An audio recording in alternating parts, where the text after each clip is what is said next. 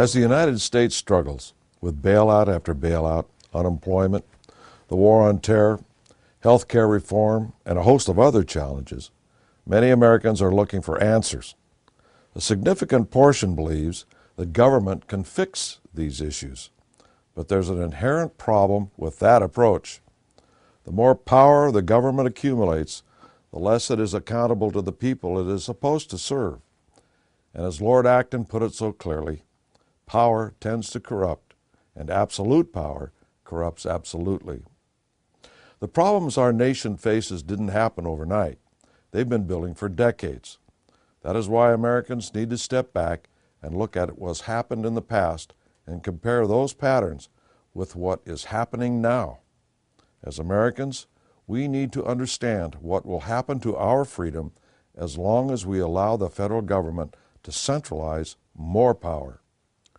Without exception, nations that allowed for that accumulation of power simultaneously accelerated down the path towards totalitarianism.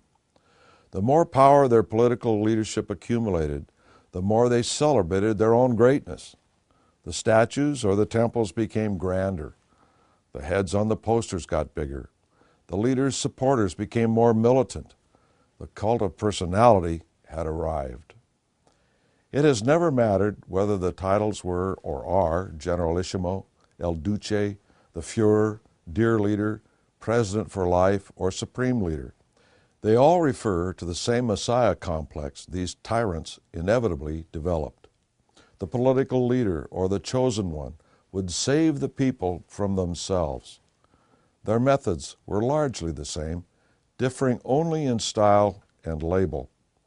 There is no better textbook example of what havoc a leader with a Messiah complex can cause than in looking at the rise of Nazi Germany and the ascendancy of Adolf Hitler. Due to the conditions in Germany after World War I, the people were prepared for change.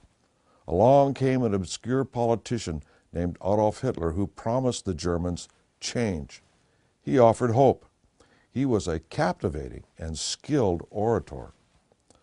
Once Hitler was installed as chancellor, in order for him and his supporters to centralize power, a critical event was staged. The Reichstag was burned. That was the equivalent of our Congress being torched. Certain segments of the population were blamed for it. Those blamed were labeled terrorists. These so-called terrorists were actually Hitler's opposition. They were rounded up and dealt with swiftly.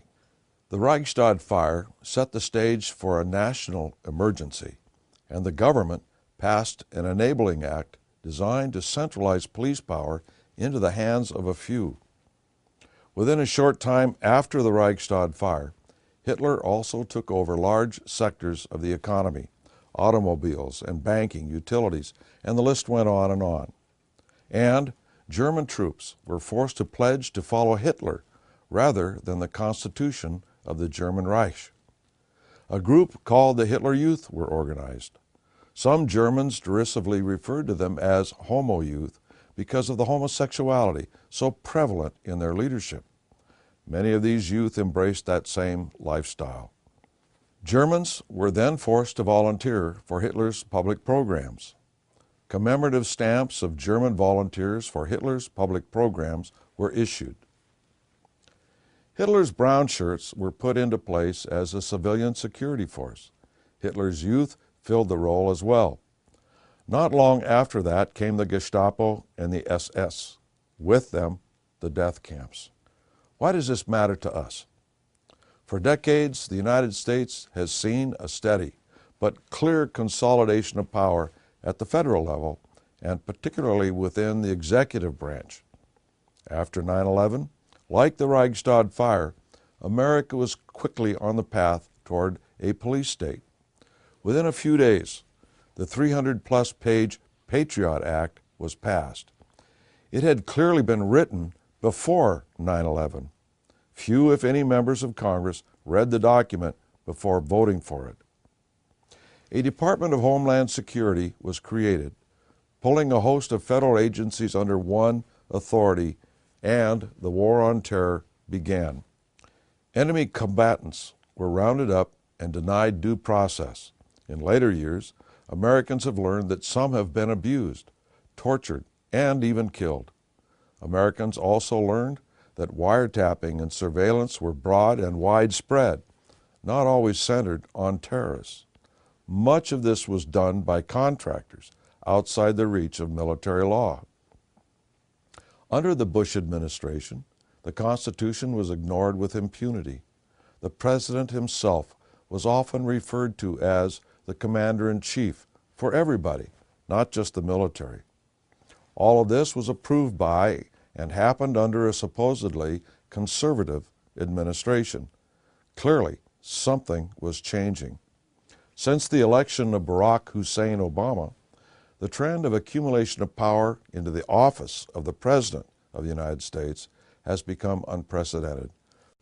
Another attack of terrorism on the United States may make a national police force and adherence to the President rather than the Constitution by our armed forces a reality.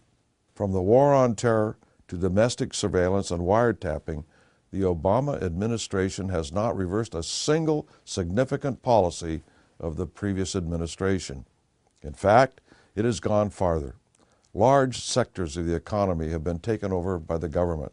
Dozens of czars have been appointed with nearly dictatorial powers. Celebrities have come forward in support.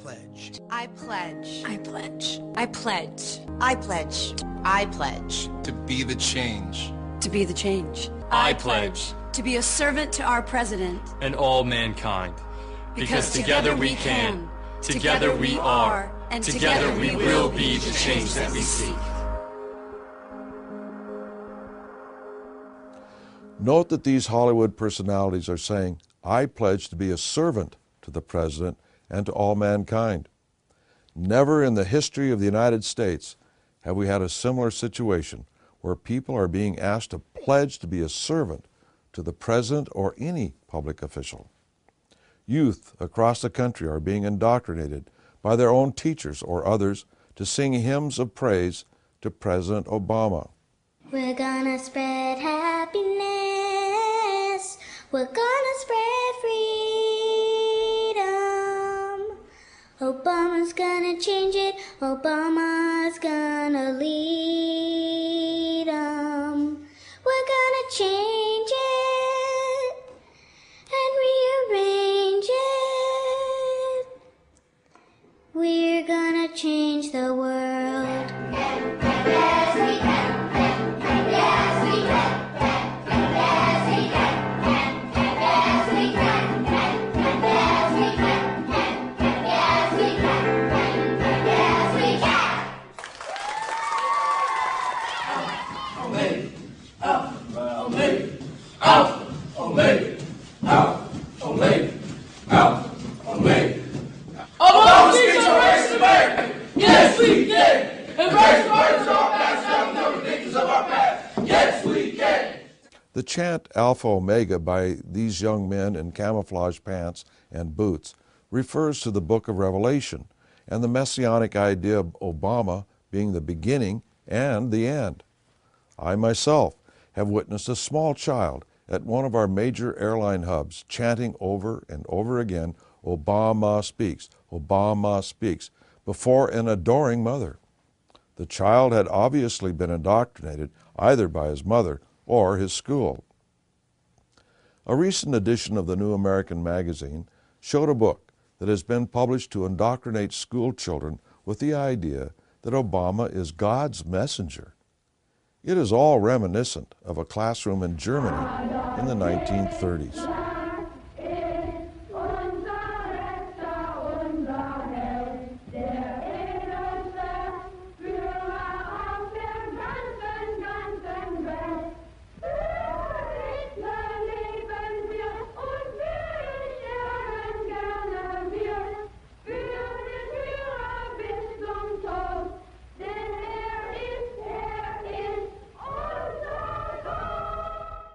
The original intent of Obama's address to the school children of America in early September was to garner the same type of response of the I Pledge video from the celebrities. Once the speech was announced and the lesson plans revealed, what ensued was an outcry that caused the White House to tone down the speech into glittering generalities about studying and doing their homework.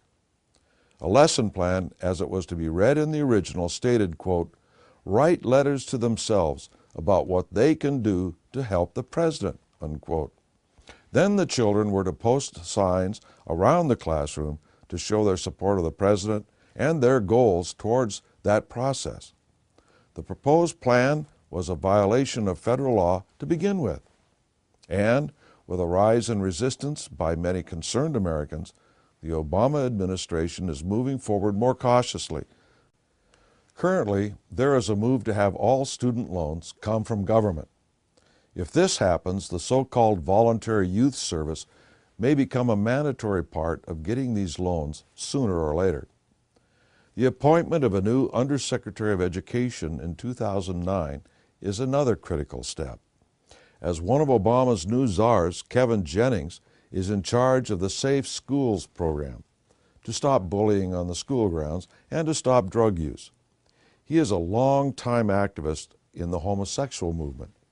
He wrote the foreword to the book, Queering Elementary Education, and has long been active in school programs to not only get children to accept homosexuality, but to celebrate it. He has admitted that the use of promoting safety in the schools is a political device to promote homosexuality.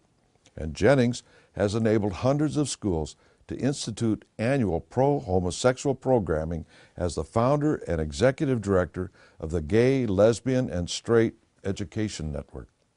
Hitler had his homosexual youth leaders.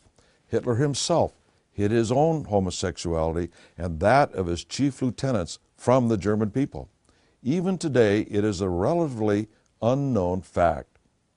We see in Jennings the standard tactic of the homosexual agenda: go where the children are and recruit, not only into the homosexual lifestyle, but to organize them as well into workers for the state.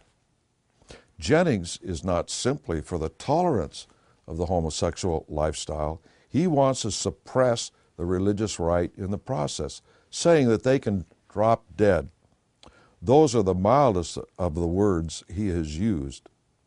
Tolerance to these people is a one-way street, for they have zero tolerance of moral people. Once they have organized these youth, they have always turned them loose on moral people and opponents of the state. Appointments by czars and other high officials by Obama have included open communists, militant socialists, as well as many tax cheats. Anita Dunn, the communications director for the White House, recently made the following remarks. Regarding the Obama election campaign, she stated, "Increasingly, by the general election, very rarely did we communicate through the press anything that we didn't absolutely control." I'm sure this remains policy today. President Obama has appointed Mr. Cass Sunstein as the Czar of the Office of Information and Regulatory Affairs. As a Harvard law professor, Mr. Sunstein actually advocated in a paper he wrote that the government send agents into organizations that believe a conspiracy exists within the government, thereby neutralizing those organizations. What right has the government got to affect the opinions of the American people? If such a thing were to happen, it would be a direct attack on the First Amendment of free speech. Does the Constitution or the American people give the right to the president to take over the banks through massive amounts of public funds? Does the president have the right to change the CEOs of automobile companies or financial institutions? Where does the Constitution give the right to the president to broker financial institutions to be absorbed into other companies such as Morgan Chase? What we are seeing is the process of merging economic systems as outlined in a conversation between Norman Dodd of the Reese Committee and H. Rowan Gaither of the Ford Foundation. I said, "Yes, Mr. Gaither, I'd like very much to know." Whereupon he made this statement to me, namely, "Mr. Dodd, we here operate on in response to similar directives, the substance of which is that we shall use our grant-making power so to alter life in the United States that it can be comfortably merged with the Soviet Union. While the Reese Committee may be history, a recent admission surfaced showing that the process continues in an agreement signed by Bush and Putin and continued by Obama. This agreement specifically states that we are partners with Russia and that we will move to economically integrate. Two countries cannot economically integrate unless the government controls the banking system. This has begun with the so-called bank bailouts. The passage of the so-called health care bill has international ramifications. Two or more countries cannot merge if one has a free enterprise medical system while the others have a socialist system. One has to give way to the other. It is all part of preparing our country to be merged into an international system. In early September, the Wall Street Journal revealed that the White House was considering using an executive order to move malpractice suits out of the court system into a system of special panels and arbitrators. If he has the power to do that and get away with it, why even bother with a Congress? Soviet dictator Vladimir Lenin once said, quote, "Socialized medicine is the keystone to the arch of the socialist state," unquote. Why then did the Obama administration push so hard for socialized health care? Is it because it is good for America, or is it because it is so important to the socialist agenda? In socialized medicine, government bureaucrats or czars not only control the hospitals, the doctors, the nurses, the aides, they also control the patient. In addition, socialized medicine will also start to control the food supply and vitamins, since we are what we eat. The argument will be that since the health of the nation is at stake, with increased burdens on the people for health care, the government will have to step in and control even what we are able to consume. The fear of not getting treatment for oneself or a loved one will make most of the citizenry compliant to government. After all, if an American citizen complains, then he or his children or his parents might be sent to the back of the line. The Bolsheviks used government-sponsored terrorism and a healthcare system to communize Russia. We see parallels in the war on terrorism and the healthcare initiatives of today. We are also witnessing the move toward a national police force run out of the White House. Obama has recommended such a thing. We cannot continue to rely only on our military in order to achieve the national security objectives that we've set. We've got to have a civilian national security force that's just as powerful, just as strong, just as well funded. The idea of a national civilian security force, fully funded and comparable in size to the armed forces, is frightening when you consider that this was the security force that Hitler had in the brown shirts and the Hitler Youth, then the Gestapo.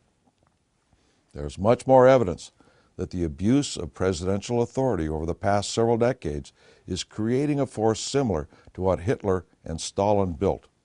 They justify this by telling us it is for our security.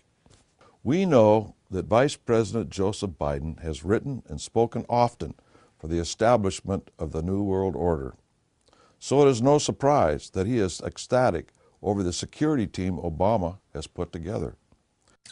Well, Mr. President, you've assembled quite a team, and I hope and believe that the American people will come to feel, as I do, that we brought together one of the most talented national security teams ever assembled. It all is being put together in the name of security. On a national and international scale, we see that security is a euphemism for growing government power over the American people. And we see no real opposition from the Republicans in Washington, D.C. Senator Lindsey Graham, for instance, in a recent interview with The Atlantic's Jeffrey Goldberg, called Obama a good man, and anyone who believes in conspiracy theories is crazy, emphasizing crazy. First, they malign the political opposition. Once they are denigrated in the public mind, they deal with them. The bottom line is this. The insiders are obviously accelerating their program to capture the entire fabric of American society and government. Hitler denigrated segments of the German population before he was able to eliminate them. This started with his political opposition's leadership being sent to Dachau.